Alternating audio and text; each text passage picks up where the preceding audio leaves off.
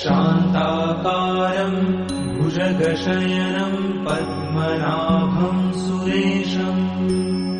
विश्वाधारं गगनसदृशं मेघवर्णं शुभांगं लक्ष्मीकान्तं कमलनयनं योगिभिर्ध्यानगम्यम् वन्दे विष्णुं भवभयहरं सर्वलोकैकनाथम्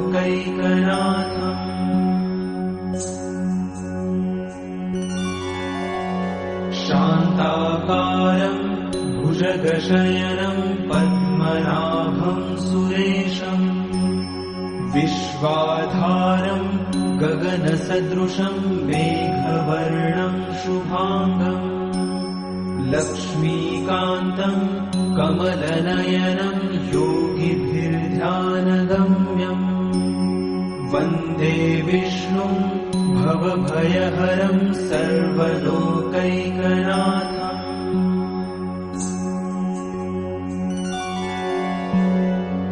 शान्ताकारं भुजगशयनं पद्मनाभं सुरेशं विश्वाधारं गगनसदृशं मेघवर्णं शुभांगं लक्ष्मीकान्तं कमलनयनं योगिभिर्ध्यानगम्यम् वन्दे विष्णुं भवभयहरं सर्वलोकैकनाथम्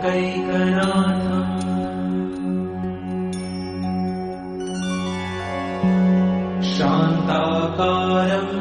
भुजगशयनं पद्मनाभं सुरेशं विश्वाधारं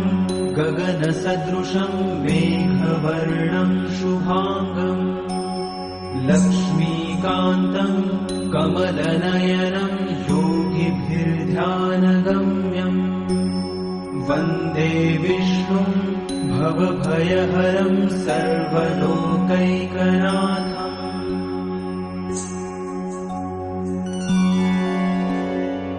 शान्ताकारं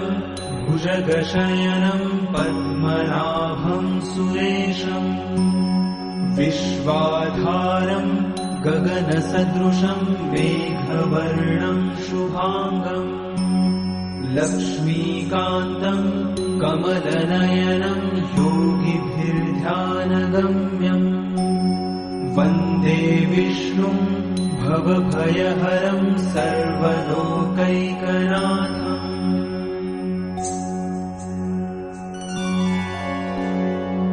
शान्ताकारं भुजगशयनं पद्मनाभं सुरेशं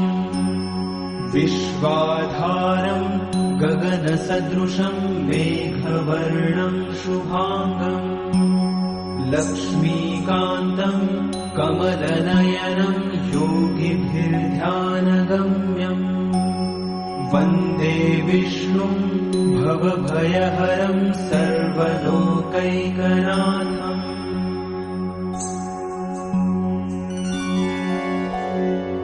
शान्ताकारं भुजगशयनं पद्मनाभं सुरेशं विश्वाधारं गगनसदृशं मेघवर्णं शुभांगं लक्ष्मीकान्तं कमलनयनं योगिभिर्ध्यानगम्यम् वन्दे विष्णुं भवभयहरं सर्वलोकैकनाथम्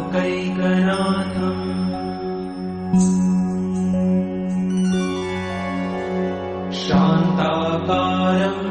भुजगशयनं पद्मनाभं सुरेशं विश्वाधारं गगनसदृशं मेघवर्णं शुभांगं लक्ष्मीकान्तं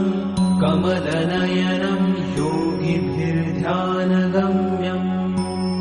वन्दे विष्णुं भवभयहरं सर्वलोकैकनाथम्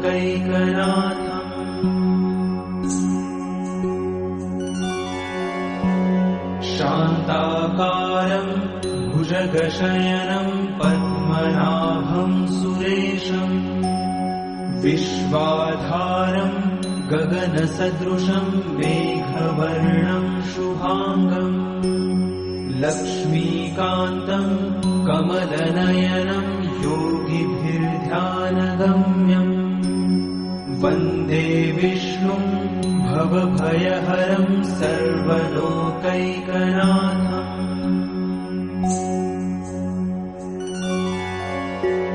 शान्ताकारं भुजगशयनं पद्मनाभं सुरेशम् विश्वाधारं गगनसदृशं मेघवर्णं शुभाङ्गम् लक्ष्मीकान्तं कमलनयनं योगिभिर्ध्यानगम्यम् वन्दे विष्णुं भवभयहरं सर्वलोकैकनाथम्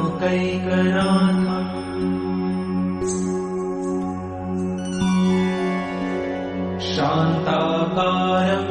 भुजगशयनं पद्मनाभं सुरेशम् विश्वाधारं गगनसदृशं मेघवर्णं शुभाङ्गम् लक्ष्मीकान्तं कमलनयनं योगिभिर्ध्यानगम्यम् वन्दे विष्णुं भवभयहरं सर्वलोकैकनाथम्